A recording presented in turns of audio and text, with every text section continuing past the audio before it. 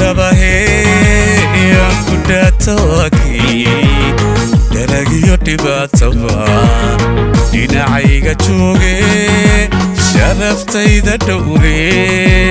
dhaliishayda ikaba